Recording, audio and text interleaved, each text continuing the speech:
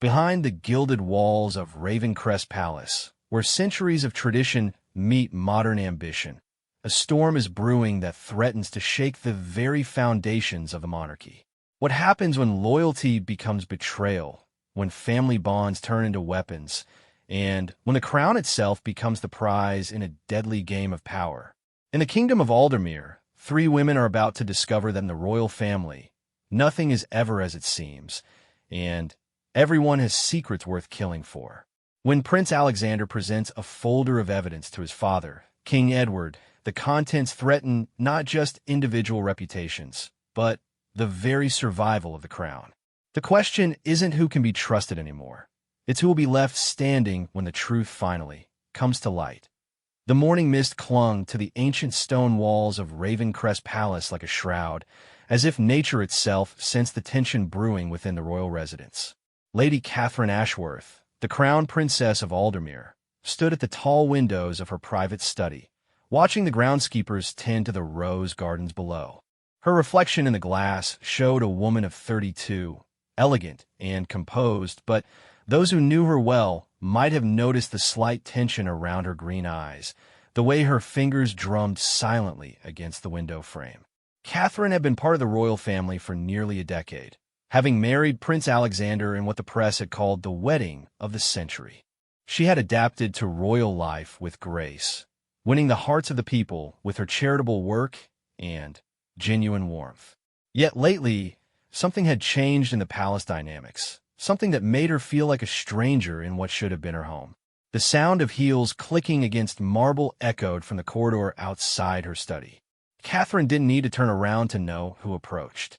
Queen Consort Isabella Montclair had a distinctive walk, confident, purposeful, with just enough force behind each step to remind everyone of her position. Isabella had married King Edward 5 years ago, after the death of Alexander's beloved mother, Queen Margaret. While the public had eventually accepted the marriage, the palace staff and family members had found the adjustment more challenging. Catherine, darling.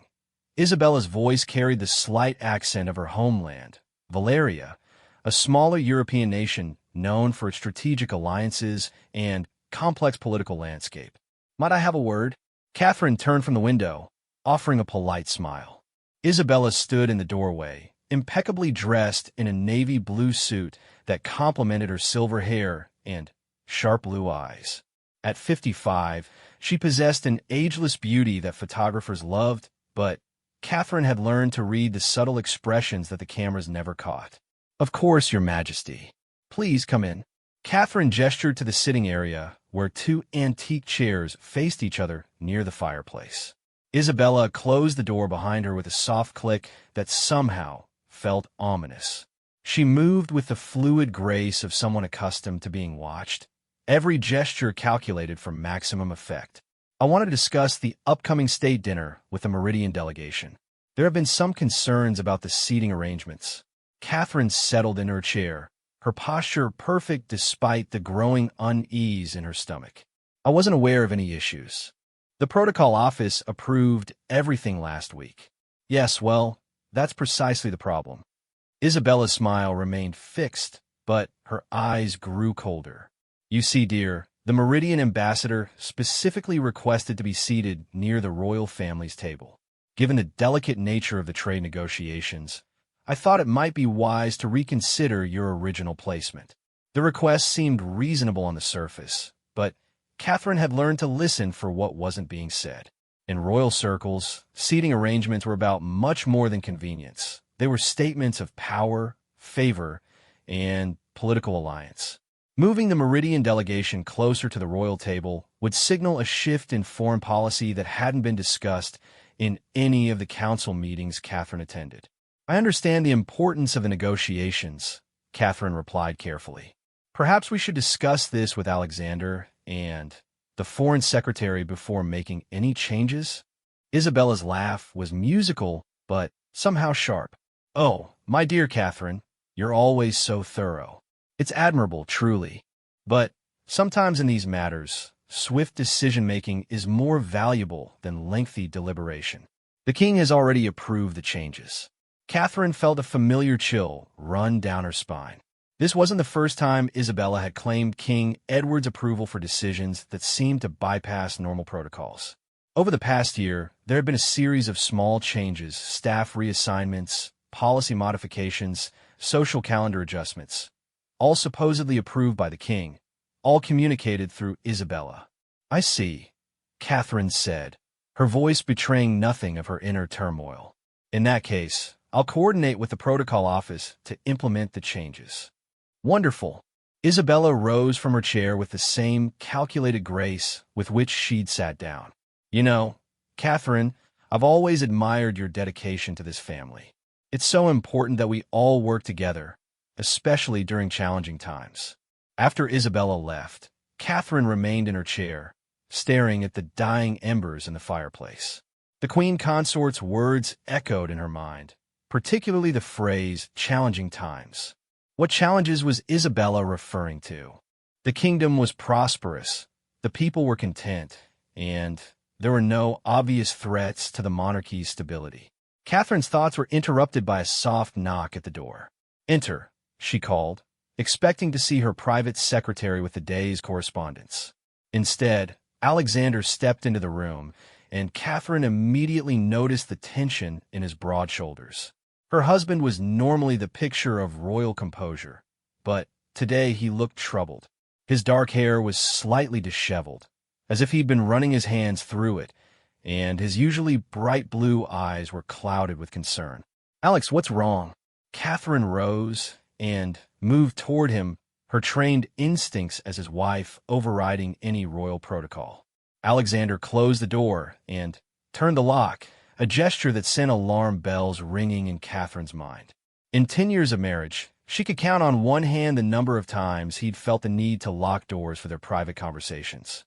"We need to talk," he said, his voice low and urgent. "But not here. The walls have ears in this place, and I'm beginning to think we can't trust anyone." Catherine felt her heart rate increase.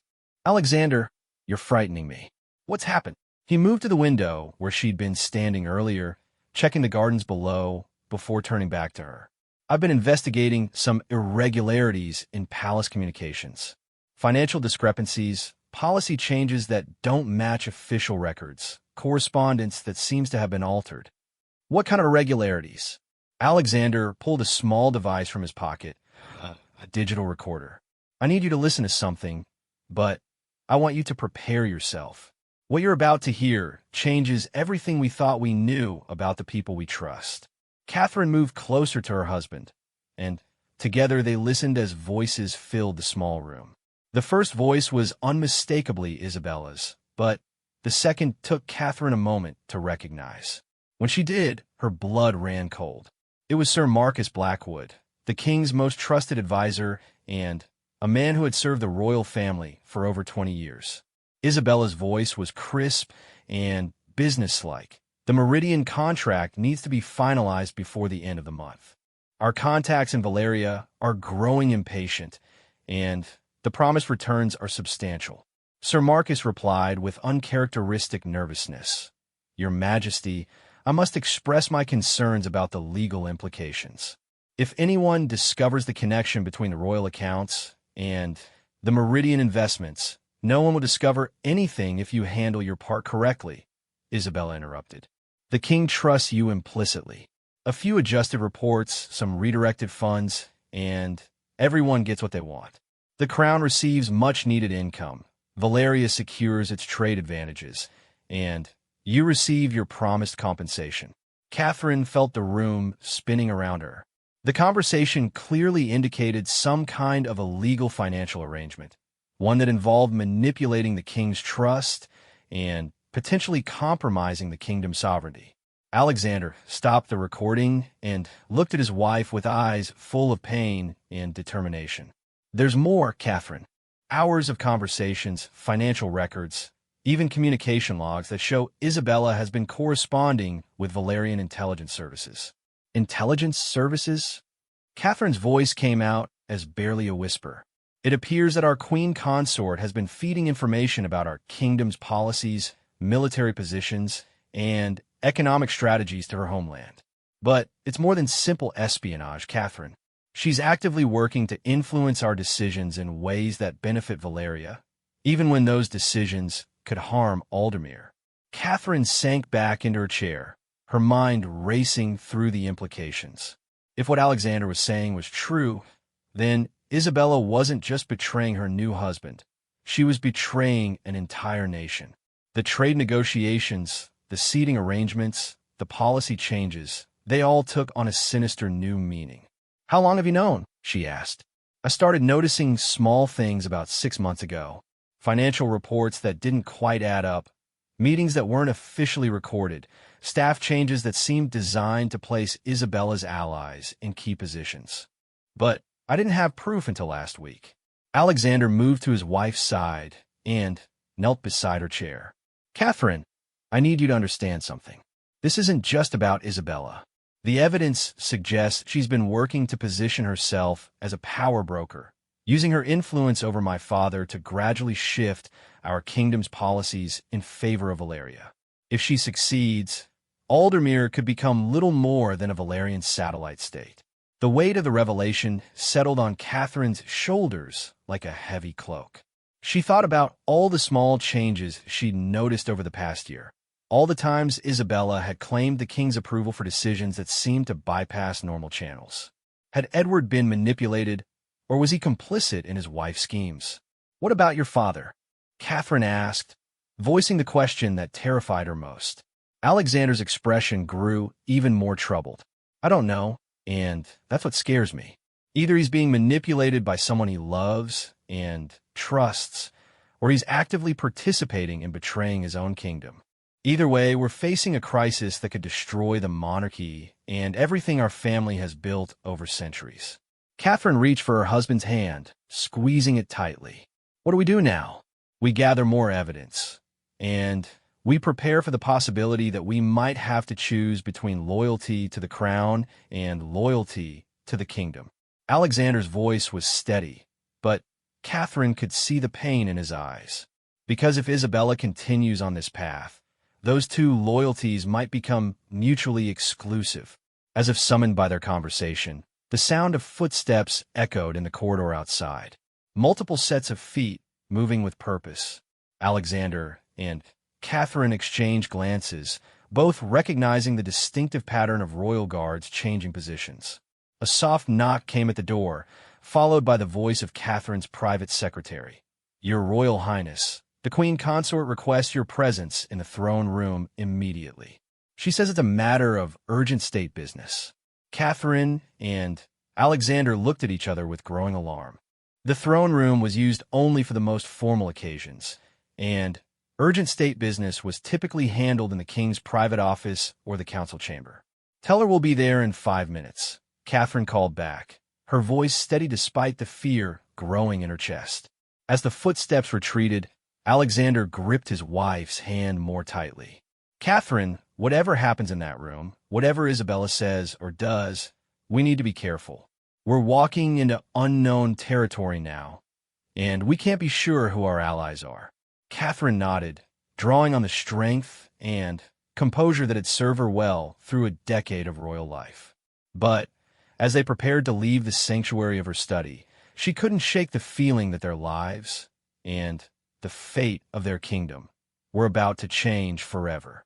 The palace corridors seemed longer than usual as they made their way to the throne room, their footsteps echoing off the ancient stones that had witnessed centuries of royal drama. Catherine found herself wondering if those stones had ever witnessed anything quite like what they were walking into, a confrontation between a queen consort and the future monarchs, with the fate of a kingdom hanging in the balance.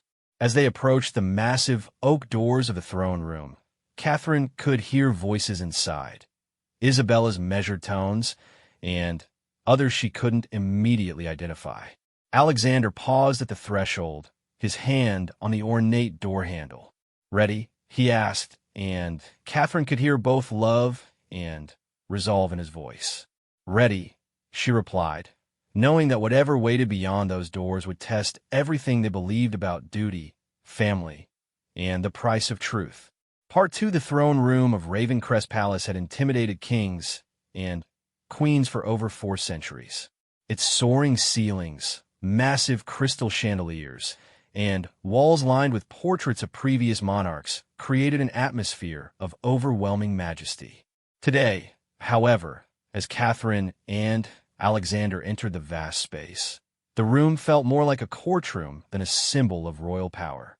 Isabella stood near the base of the dais that held the ancient throne of Aldermere, but she wasn't alone.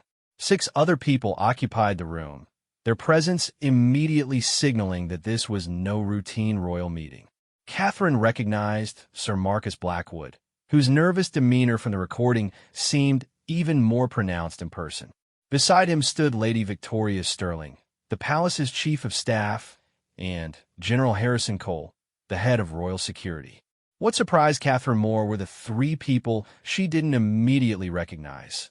2 men in expensive but understated suits who carried themselves with the confidence of diplomats or intelligence officers, and a woman with sharp features and calculating eyes who seemed to be taking notes despite no official recording equipment being visible. "Ah, Catherine Alexander." Isabella's voice echoed in the vast space, artificially amplified by the room's acoustics. "Thank you for joining us so promptly. Please come forward." As they walked across the polished marble floor, Catherine noticed that the usual ceremonial guards were absent from their posts. Instead, 2 security personnel she didn't recognize flanked the main entrance. The subtle change in protocol sent another wave of unease through her. "Isabella." Alexander's voice carried the authority of his position as crown prince. "Might I ask why we've been summoned to the throne room? And who are our guests?" Isabella's smile was brilliant and cold. "Of course, darling. I thought it would be appropriate to conduct this meeting in a space that properly reflects the gravity of our discussion. As for our guests, they represent various interests that have become relevant to our kingdom's future." She gestured toward the 2 men in suits. "Ambassador Henrik Larsson and Trade Attaché Dmitry Volkov, representing Valeria's interests in our upcoming negotiations. And this is Ms. Elena Kozlov, a specialist in international law and financial regulations." Catherine felt Alexander tense beside her. The presence of Valerian officials in what was supposed to be an internal royal meeting was highly irregular and potentially dangerous. No foreign representatives should have access to private royal discussions without proper diplomatic protocols being followed. "I see," Alexander said carefully. "And the nature of this discussion?" Isabella moved closer to the throne, positioning herself so that she seemed to command the room's attention. "It has come to my attention that there have been some misunderstandings about the kingdom's financial policies and international relationships. I thought it would be best to clarify these matters before any misinformation could spread." The words were spoken pleasantly, but Catherine heard the threat beneath them. Isabella knew about their investigation.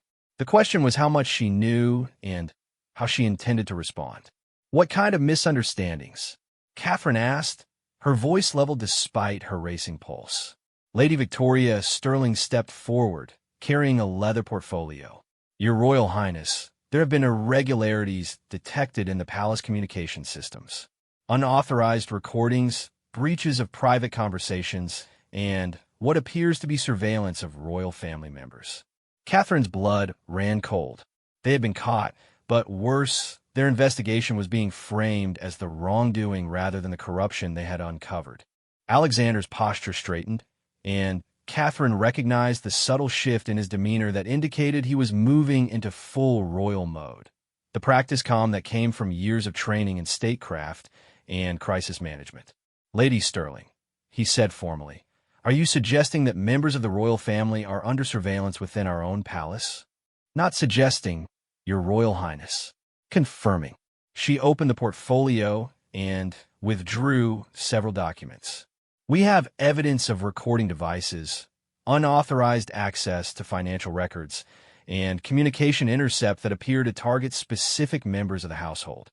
General Cole stepped forward, his military bearing more pronounced than usual. "Sir, the security implications are significant. If there are threats to the royal family's privacy and safety, we need to address them immediately." Catherine realized with growing horror that the entire meeting had been orchestrated. Isabella and her allies were turning their investigation against them, making them appear to be the security threat rather than the people uncovering actual treason. "I think there may be some confusion here," Alexander said carefully. "If there are security concerns, they should be addressed through proper channels, not in an impromptu meeting with foreign representatives present." Ambassador Larson chose that moment to speak, his accent thick but his English precise. "Your Royal Highness, if I may, the concerns extend beyond internal security. The Valerian government has received reports of instability within the Aldermere royal family. Such instability could impact our trade relationships and regional security." Catherine felt a surge of anger at the calculated insult. The Valerian ambassador was essentially threatening their kingdom based on manufactured evidence of instability. Instability that Isabella had likely reported to her homeland herself. "Ambassador Larson," Catherine said, her voice carrying the authority of her position, "I'm not aware of any instability within our royal family. Perhaps you could clarify what reports you're referring to." Ms. Kozlov looked up from her notes, her sharp eyes focusing on Catherine. "Princess Catherine, our information suggests there have been unauthorized investigations into legally established financial agreements between Aldermere and Valeria. Such actions could be interpreted as hostile to Valerian interests." The threat was barely veiled now. Catherine and Alexander's investigation into Isabella's activities was being characterized as an attack on Valerian interests, potentially justifying whatever response Isabella and her allies had planned. Alexander stepped closer to Catherine, a subtle but clear gesture of unity and protection. "Ms. Kozlov, any financial agreements between our kingdoms will be public record and subject to parliamentary approval. I'm not aware of any agreements that would require secrecy or be threatened by normal oversight." Sir Marcus Blackwood finally spoke, his voice shaky but determined. "Your Royal Highness, there are certain arrangements that require discretion for strategic reasons. The Meridian Trade Initiative, for example, involves sensitive negotiations that could be compromised by premature disclosure." Catherine felt pieces of the puzzle clicking into place. The Meridian Trade Initiative wasn't just about commerce. It was about gradually transferring Aldermere's economic independence to Valerian control, likely in exchange for personal benefits to Isabella and her allies. "Sir Marcus," Alexander's voice carried a dangerous edge. "Perhaps you could explain why I, as Crown Prince, haven't been briefed on these sensitive arrangements? Surely the future king should be informed of agreements that affect the kingdom's sovereignty." The question hung in the air like a blade, and Catherine could see the calculation in Isabella's eyes as she weighed a response. The queen consort had clearly expected this confrontation to go differently. Perhaps she had hoped to intimidate Catherine and Alexander into silence, or to discredit them before they could present their evidence to King Edward. "Alexander," Isabella's voice took on a tone of maternal concern that made Catherine's skin crawl, "your father has been under tremendous stress lately. The responsibilities of kingship, the complex international situation, the pressures of modern monarchy, they all weigh heavily on him. He specifically asked me to handle certain delicate matters to spare him additional burden." Catherine recognized the manipulation immediately. Isabella was positioning herself as the protective wife, while subtly suggesting that King Edward was unfit to handle state business.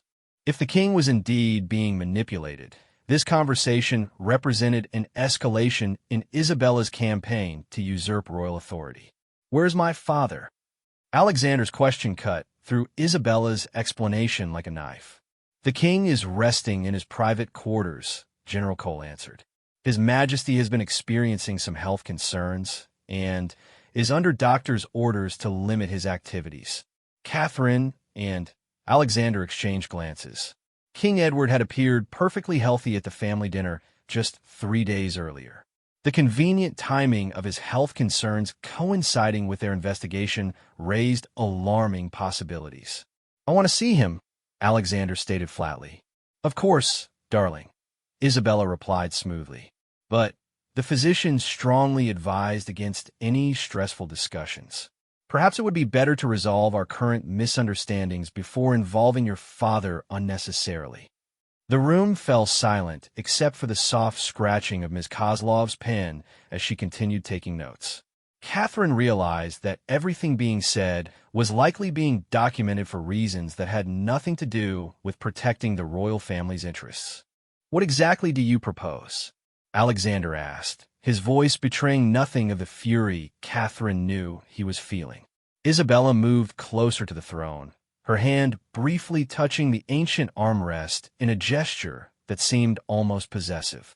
"I think it would be best if certain investigative activities were discontinued. The recording devices removed, the unauthorized file access ceased, and the surveillance ended. In return, we can all work together to ensure the kingdom's stability and prosperity." "And if we refuse?" Catherine asked, knowing she was walking into dangerous territory, but needing to understand the full scope of the threat. Ambassador Larson answered instead of Isabella. "Princess Catherine, Valeria values its relationship with Aldermere greatly. However, instability in neighboring kingdoms can create security concerns that require protective measures. We would prefer to resolve any issues through diplomatic cooperation." The threat was now completely unveiled. If Catherine and Alexander continued their investigation, Valeria would manufacture a crisis that could justify intervention in Aldermere's internal affairs. With Isabella in a position of power and King Edward potentially incapacitated, such intervention could succeed in placing the kingdom under Valerian influence. Catherine felt the weight of centuries of royal responsibility settling on her shoulders. She thought of all the monarchs whose portraits lined the walls, all the previous crises the crown had weathered, all the people of Aldermere who trusted their royal family to protect their independence and sovereignty. "I need to understand something," Catherine said, her voice steady despite the magnitude of what she was about to confront. "Are you saying that my husband and I cannot investigate irregularities in our own palace's operations without it being considered a threat to international security?" Isabella's mask of maternal concern finally slipped, revealing something much harder underneath. "I'm saying, dear Catherine, that sometimes loyalty to family requires difficult choices. Sometimes protecting the crown means protecting it from those who would damage it, even with the best intentions." Alexander moved protectively closer to Catherine. "And who decides what constitutes damage to the crown? Who has the authority to determine whether the future king and queen are threats to the monarchy they're destined to lead?" "Those with the wisdom and experience to see the broader picture," Isabella replied. "Those who understand that personal feelings must sometimes be sacrificed for the greater good." Catherine realized they had reached the moment of truth. Isabella was essentially demanding their submission or threatening consequences that could destroy not just their personal lives, but the independence of their entire kingdom. "I think," Alexander said slowly, his voice carrying the weight of his royal heritage, "that this conversation has revealed exactly what my wife and I needed to know. The question now is what we do with that knowledge." General Cole's hand moved slightly toward his radio, and Catherine noticed that the unrecognized security personnel had shifted their positions to block the room's exits more effectively. The meeting was rapidly transforming from a political confrontation into something that resembled a coup. "Alexander," Isabella's voice carried a note of genuine sadness, "I had hoped we could resolve this within the family.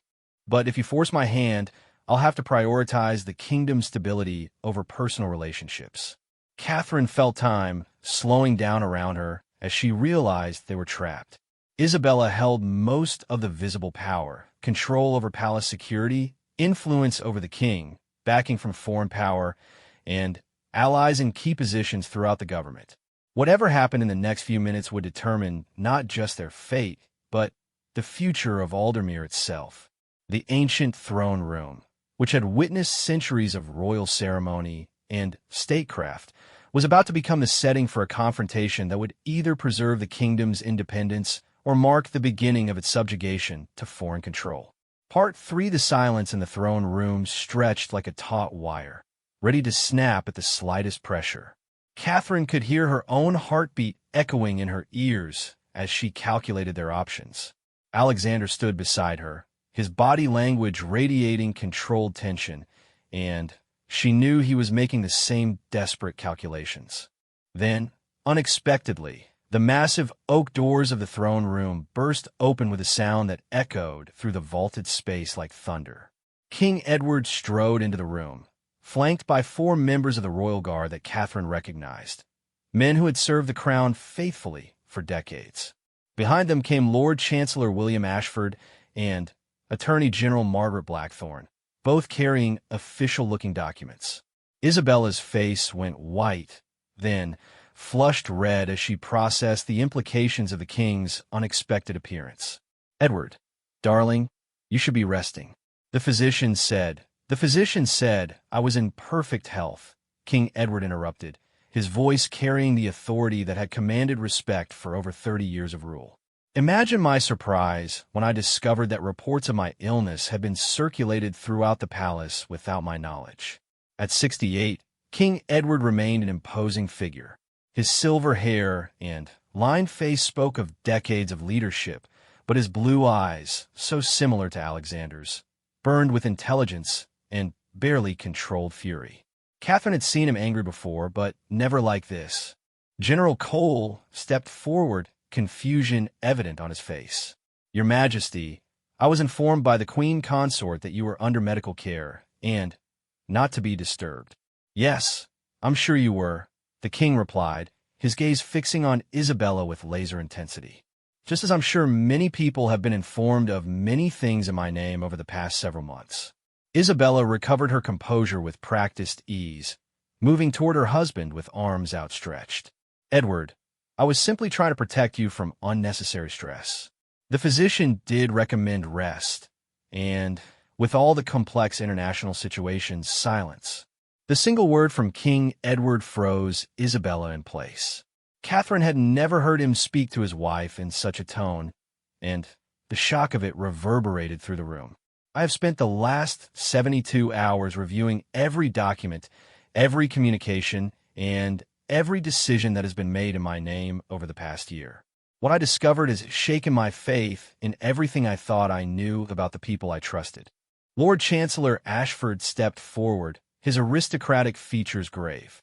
"Your Majesty, if I may present the findings?" King Edward nodded curtly, his eyes never leaving Isabella's face.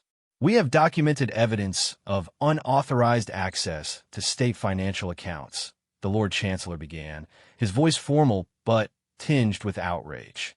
"Financial transfers totaling over £50 million have been redirected to accounts controlled by Valerian business interests.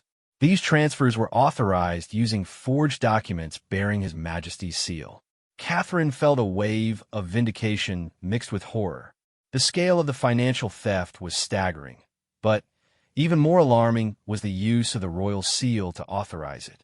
Attorney General Blackthorne continued the presentation. "Additionally, we have evidence of unauthorized communications with Valerian intelligence services, including the transmission of classified information regarding Aldermere's military positions, economic policies, and diplomatic strategies." Ambassador Larson stepped backward, his diplomatic composure finally cracking. "Your Majesty, I must protest these accusations. The Valerian government has acted only in the interests of regional stability and legitimate commercial relationships." King Edward's gaze shifted to the Valerian ambassador with the intensity of a predator sizing up prey. "Ambassador, you are in my palace, in my throne room, participating in what appears to be a conspiracy against my crown. I suggest you choose your next words very carefully." Ms. Kozlov had stopped taking notes and was looking around the room with the calculating expression of someone assessing escape routes. The security personnel Isabella had positioned were now outnumbered by the king's loyal guards, and their uncertain expression suggested they were questioning their orders. Furthermore, Lord Chancellor Ashford continued, consulting his documents. "We have evidence that Queen Consort Isabella has been systematically placing Valerian agents and sympathizers in key positions throughout the palace staff and government ministries. This includes positions with access to state secrets, financial controls, and security protocols. Isabella's composure finally cracked completely. Edward, you don't understand the complexities of modern statecraft. Valeria offers opportunities for prosperity and security that Aldermere cannot achieve alone. I was working to secure our kingdom's future. Our kingdom's future? King Edward's voice rose for the first time, echoing off the ancient walls. Or Valeria's expansion into sovereign territory. Did you think I would never discover that your trade initiatives were designed to make Aldermere economically dependent on your homeland? Catherine noticed that Sir Marcus Blackwood had moved closer to the exit, his face pale and his hands shaking. The man who had served the royal family faithfully for 2 decades was clearly terrified of the consequences of his participation in Isabella's schemes. Alexander finally spoke, his voice steady but filled with pain. Father, we discovered some of this information ourselves, but we weren't sure how to proceed without knowing who we could trust. King Edward's expression softened slightly as he looked at his son. Alexander, Catherine, I owe you an apology. I allowed myself to be manipulated by someone I loved and trusted, and in doing so, I put our entire kingdom at risk. Your investigation may have saved our sovereignty. The investigation is illegal surveillance, General Cole protested, though his voice lacked conviction. Security protocols, King Edward interrupted, require protecting the crown from all threats, both foreign and domestic. In this case, the greatest threat was sitting beside me at the royal table. Isabella's mask of injured innocence transformed into something harder and more dangerous. Edward, you're making a terrible mistake. Valeria will not allow its interests in this region to be threatened by your misguided nationalism.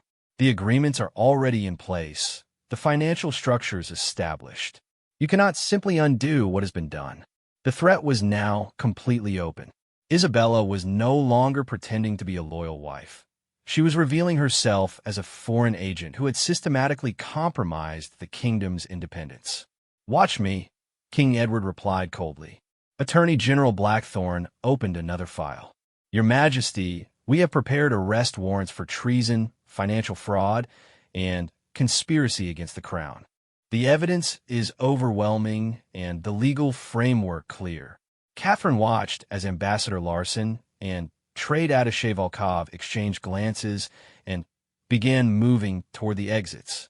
The unrecognized security personnel looked confused and leaderless without clear instructions from Isabella. You cannot arrest a queen consort, Isabella declared, but her voice carried more desperation than conviction. I can strip you of your title and have you arrested as Isabella Montclair, Valerian citizen and enemy agent, King Edward replied. The crown that elevated you can remove you just as easily. Lady Victoria Sterling, who had remained silent throughout the confrontation, suddenly stepped forward. Your Majesty, I must inform you that certain security protocols were activated this morning. Palace communications have been restricted and external contact has been limited pending resolution of the security situation. Catherine felt a chill as she realized what Sterling was saying. Isabella's allies had anticipated this confrontation and had moved to isolate the palace. Whatever was happening in this room, the outside world might not learn about it for hours or days. King Edward's eyes narrowed as he processed this information. Lady Sterling, on whose authority were these protocols activated? Emergency security provisions, Your Majesty, implemented by the Queen Consort in consultation with palace security. General Cole looked increasingly uncomfortable. Your Majesty, I was told the protocols were authorized by your direct order. Another lie, King Edward said grimly. How many others have been told similar lies? How many loyal servants have been manipulated into compromising their oaths?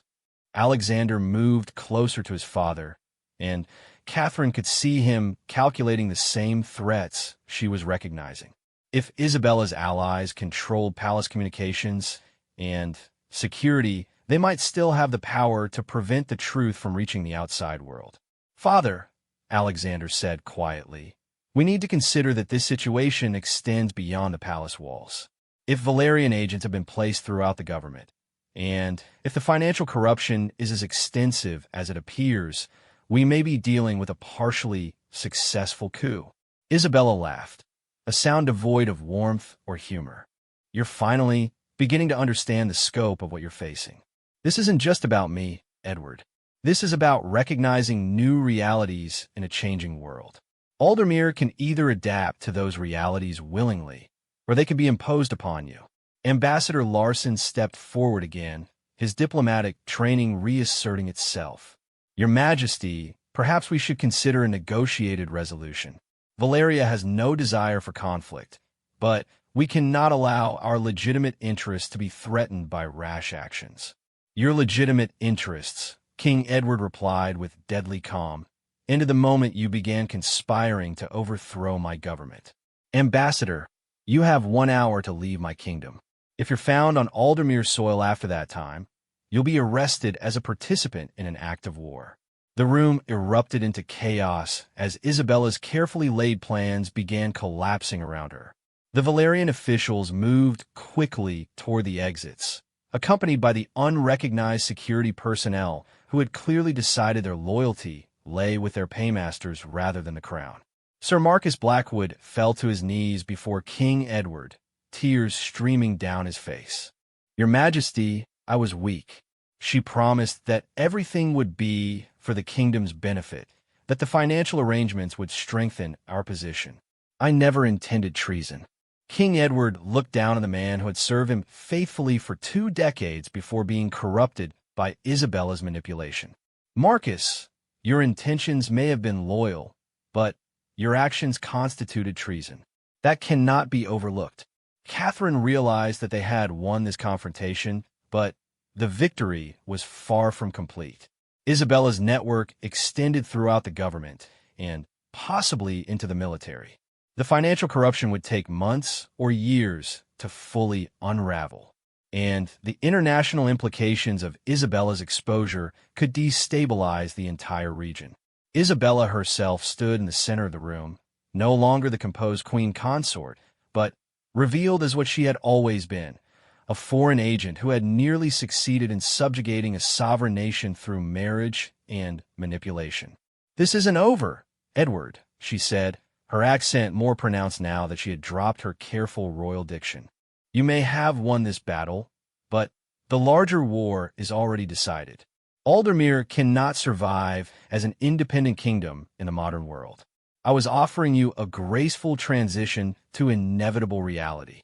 King Edward straightened to his full height, and in that moment, Catherine saw not just her father-in-law, but the embodiment of 8 centuries of royal authority.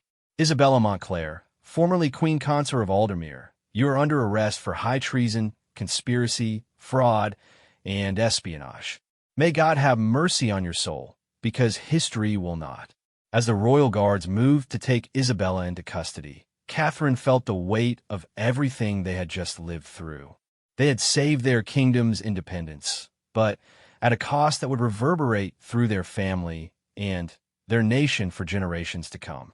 The throne room, which had witnessed centuries of royal ceremony, had just become a setting for one of the most significant moments in Aldermere's long history. The moment when the crown itself had been saved from those who would have sold it to foreign masters. Part for the hours following Isabella's arrest moved with the surreal quality of a waking nightmare. Catherine found herself in the palace's secure communications center, a room she had never seen before despite living in Ravencrest Palace for nearly a decade. The space was filled with sophisticated electronic equipment and staffed by intelligence officers she didn't recognize, all working under the direct authority of King Edward. Alexander stood beside a large monitoring station, his face grave as he reviewed intercepts of communications between known Valerian agents throughout Aldermere. The scope of the infiltration was staggering. Isabella's network included members of Parliament, military officers, civil servants, and business leaders who had been systematically compromised over the past 5 years. The Defense Ministry reports are particularly troubling, Lord Chancellor Ashford was saying to King Edward. At least 6 officers in critical positions appear to have been providing classified information to Valerian contacts.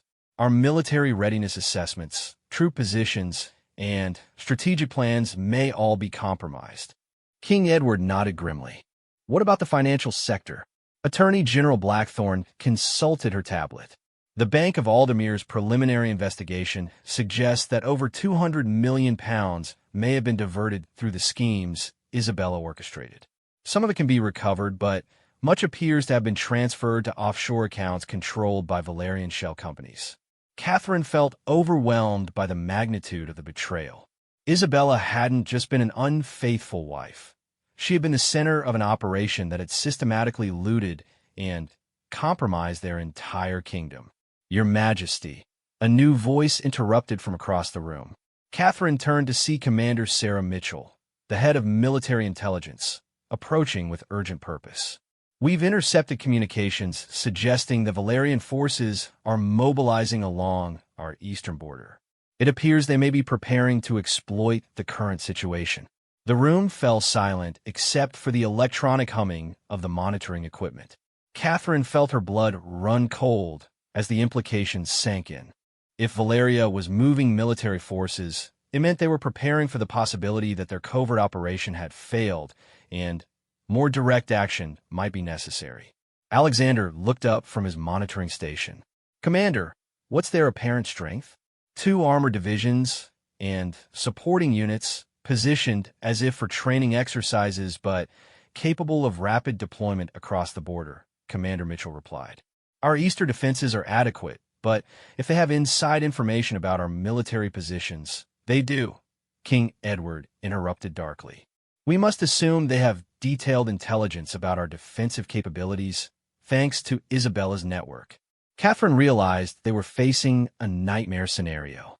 Not only had Isabella's espionage compromised their military security, but her exposure might have triggered the very conflict her activities were designed to prevent. Father, Alexander said carefully, we need to consider our response options.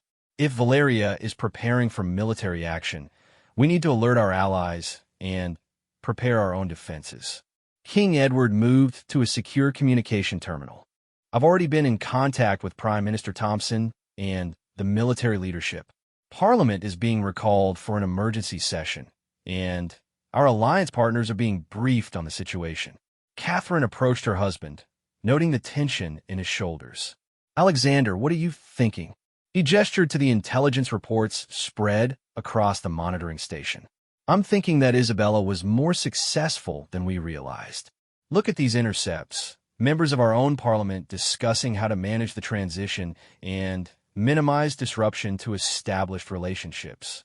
Some of our own elected officials appear to have been bought or blackmailed into supporting Valerian interests. The scope of the corruption was breathtaking. Catherine had grown up believing in the fundamental integrity of Aldermere's institutions, and discovering that so many had been compromised shook her faith in everything she thought she knew about their kingdom. Your Majesty, Commander Mitchell continued, we also have intelligence suggesting that Valerian media outlets are preparing to release information about instability in the Aldermere royal family. The narrative appears designed to justify intervention for humanitarian reasons. Catherine felt a surge of rage at the calculated manipulation.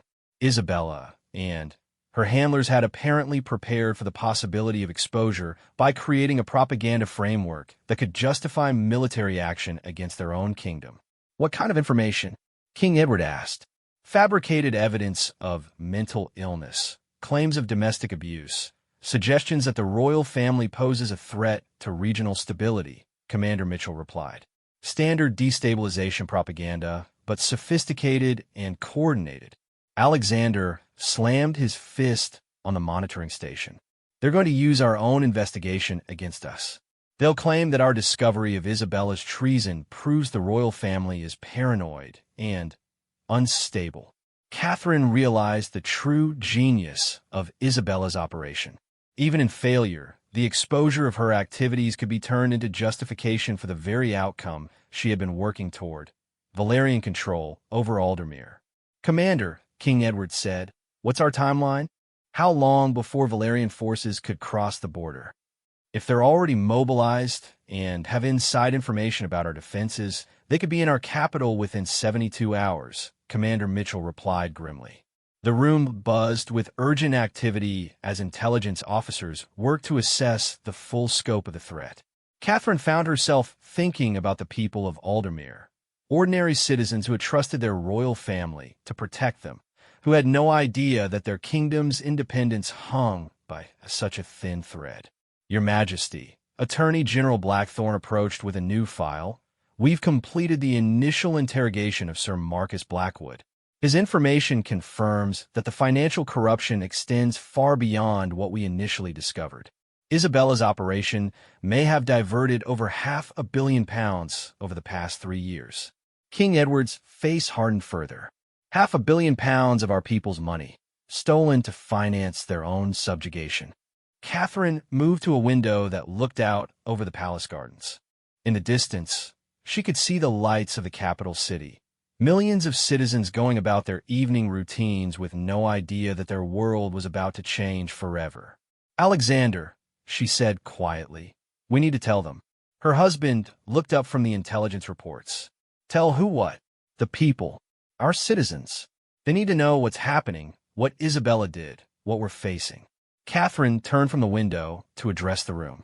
If Valeria is preparing propaganda about royal instability, we need to get ahead of it with the truth. Lord Chancellor Ashford looked troubled. Your Royal Highness, revealing the full scope of the infiltration could cause panic. The economic implications alone, the economic implications of not revealing it could be the loss of our independence, Catherine interrupted. Our people deserve to know that their kingdom is under threat, and they deserve the chance to defend it. King Edward studied his daughter-in-law with new respect. Catherine's right. We can't fight this battle from the shadows while our enemies control the narrative. Alexander nodded slowly. A full disclosure broadcast explaining everything we've discovered and calling for national unity in the face of external threat. Your Majesty, Commander Mitchell interjected, if we're going public with this information, we need to coordinate with our military preparations. Once we reveal the scope of the Valerian operation, they may accelerate their timeline.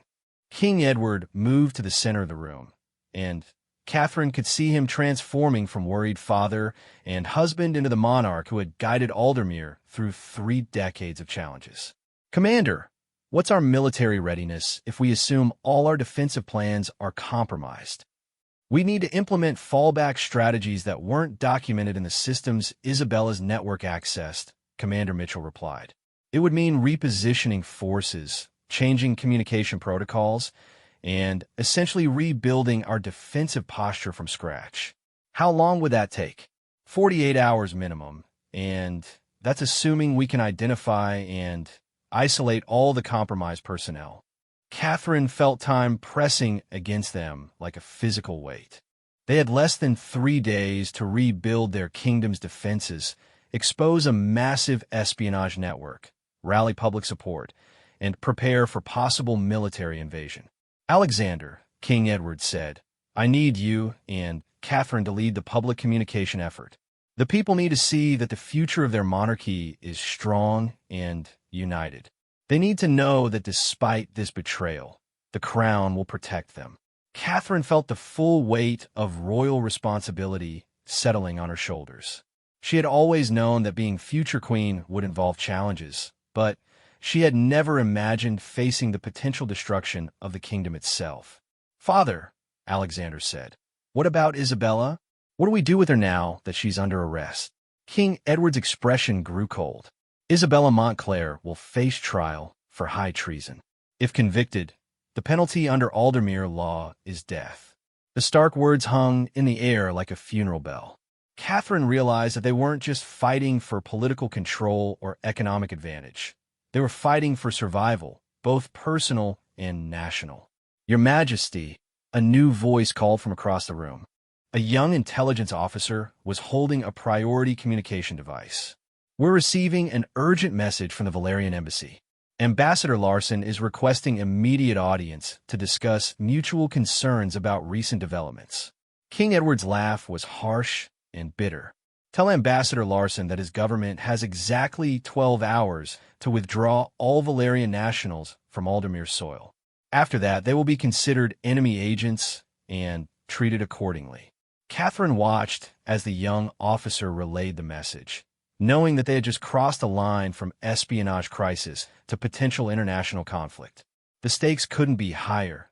The independence of their kingdom, the safety of their people, and the survival of a monarchy that had protected Aldermere for 8 centuries.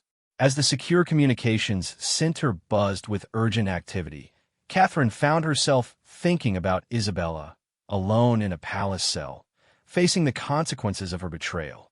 Despite everything the woman had done, Catherine felt a complex mix of emotions: anger, disgust, but also a strange kind of pity for someone who had sacrificed everything for a cause that was about to destroy her.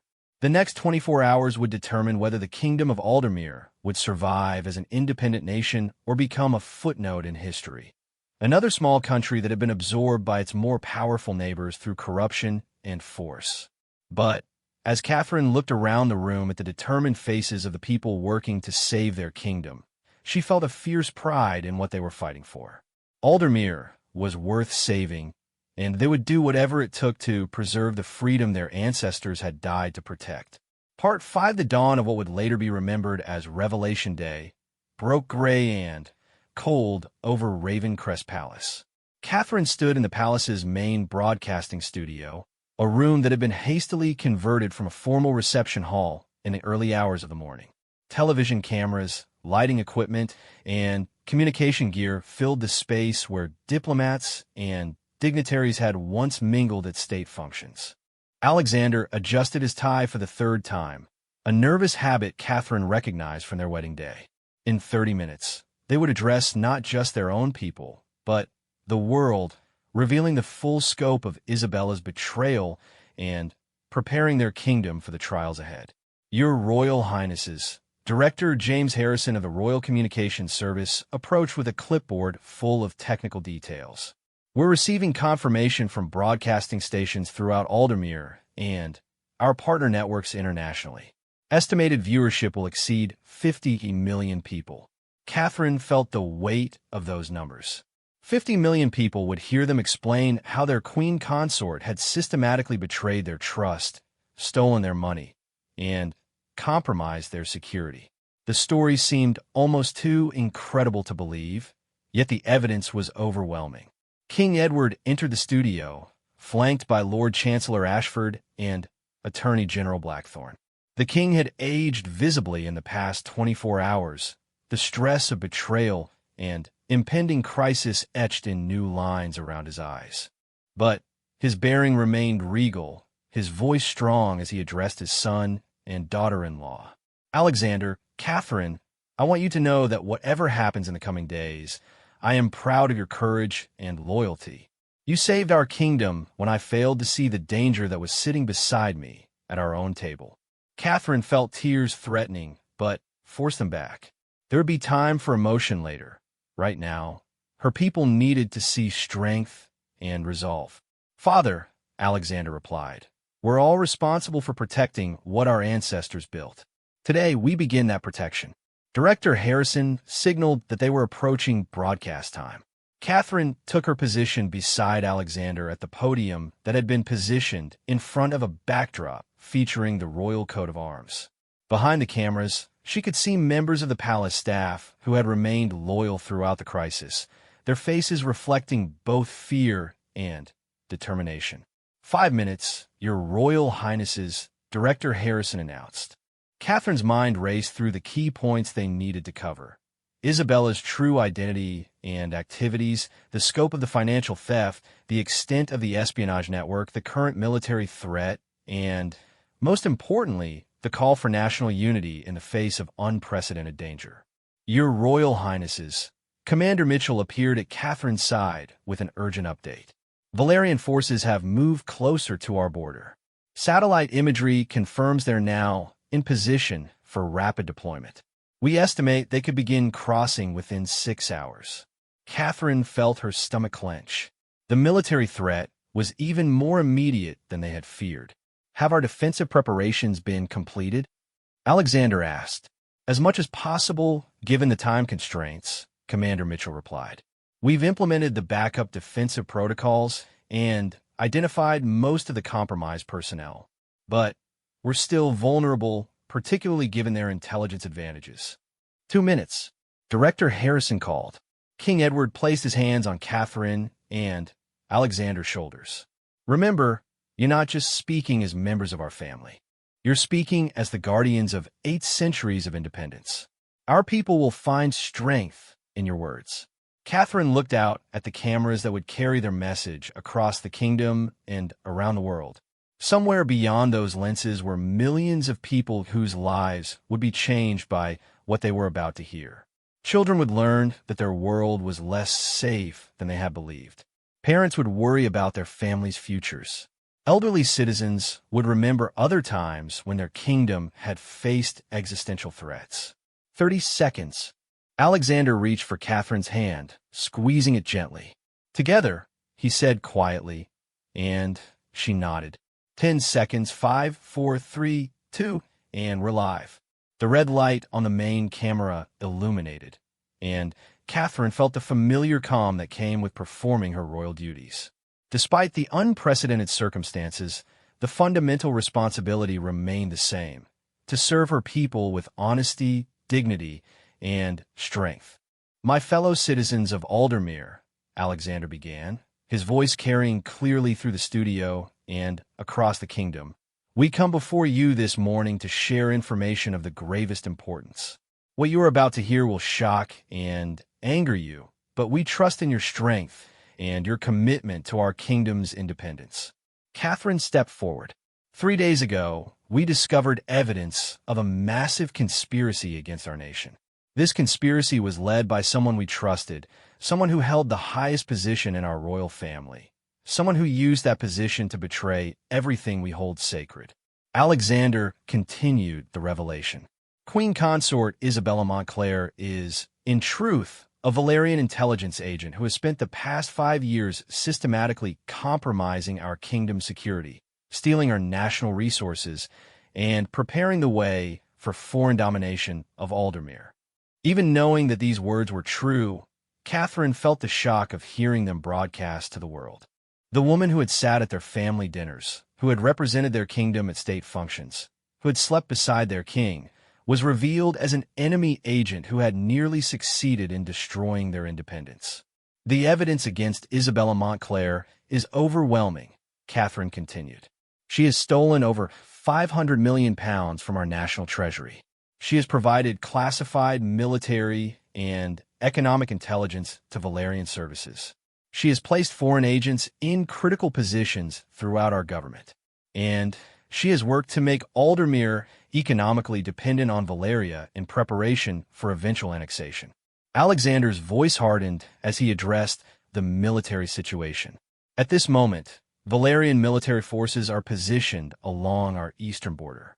Intelligence suggests they are preparing to exploit the crisis created by the exposure of their operation.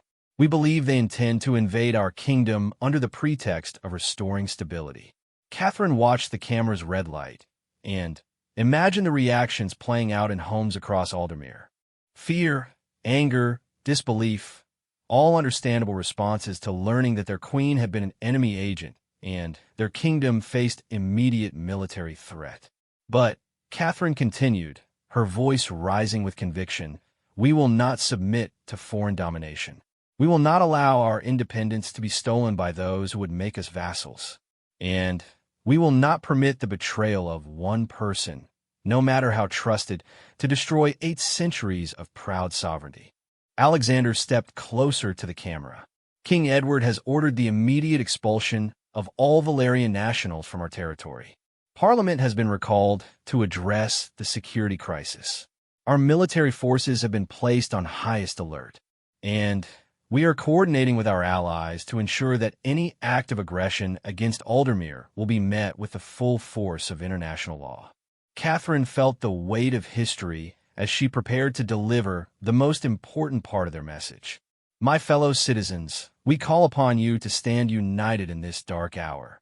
The conspiracy that Isabella Montclair led was vast and sophisticated, but it could not corrupt the fundamental strength of our people. Today, we ask you to show the world that Aldermere cannot be conquered, cannot be bought, and cannot be intimidated. In the coming days, you may hear propaganda designed to justify foreign intervention in our affairs, Alexander continued. You may be told that your royal family is unstable, that your government is failing, that foreign control would bring prosperity and peace. These are lies designed to make you accept slavery disguised as protection. Catherine's voice carried the passion of someone fighting for everything she believed in. We have faced invasions before. We have weathered political crises before. We have overcome those who would steal our freedom before. And we will do so again, because the spirit of Aldermere is stronger than any conspiracy, any betrayal, any threat from those who seek to dominate us. Alexander moved to his conclusion. Isabella Montclair has been arrested and will face trial for high treason. The Valerian agents who worked with her are being identified and expelled or arrested. The stolen funds are being recovered, and our defenses are being strengthened to protect against any military action. But our greatest strength, Catherine said, looking directly into the camera, has always been the unity and courage of our people. Today, we ask you to show that strength once more. Stand with your neighbors. Support your local authorities. Trust in your institutions that have remained loyal. And remember that you are citizens of a proud and free nation that will not bow to any foreign power. Alexander's final words carried the weight of royal authority passed down through generations. God save Aldermere. God preserve our independence. And God grant us the strength to defend what our ancestors died to protect. Director Harrison made a cutting gesture, and the red lights went dark. The broadcast was complete, but Catherine knew their real work was just beginning. Your Royal Highnesses, Commander Mitchell approached immediately. We're receiving reports of Valerian troop movements. It appears they're accelerating their timeline in response to the broadcast. Catherine felt a mixture of fear and resolve. They had told their people the truth, but that truth had apparently triggered the very crisis they had hoped to prevent. How long do we have? Alexander asked. Preliminary estimates suggest Valerian forces could cross the border within 2 hours, Commander Mitchell replied. But we're also receiving reports of spontaneous demonstrations throughout Aldermere. Your people are responding to your call for unity. King Edward joined them, his face grim but determined. The international response has been swift. Our allies are condemning the Valerian mobilization and threatening sanctions. The European Union is calling for emergency sessions. NATO is reviewing the situation under Article 5 considerations. Catherine looked around the broadcasting studio, which was already being dismantled as palace staff prepared for the next phase of the crisis. In a few hours, this room might be in a palace under siege, in a capital city under attack, in a kingdom fighting for its very existence. But as she looked at the faces of the people around her, her husband, her father-in-law, the loyal servants, and officials who had risked everything to preserve their nation's independence, she felt a fierce pride in what they represented. Aldermere would survive this crisis because its people were worth fighting for, its independence was worth preserving, and its future was worth any sacrifice necessary to protect it. The battle for their kingdom's soul was just beginning, but they had fired the first shot with the most powerful weapon they possessed, the truth. Outside the palace walls, the people of Aldermere were learning that their queen had betrayed them. Their kingdom was under threat, and their royal family was calling upon them to stand united against foreign domination. History would record whether they answered that call, and whether a small, proud nation could preserve its independence against overwhelming odds and sophisticated betrayal. But in that moment, as Catherine stood beside her husband in the aftermath of the most important speech of their lives, she knew they had done everything possible to give their people the truth they deserved and the leadership they needed. The rest would be up to the citizens of Aldermere, and Catherine had faith that they would prove themselves worthy of the freedom their ancestors had died to protect.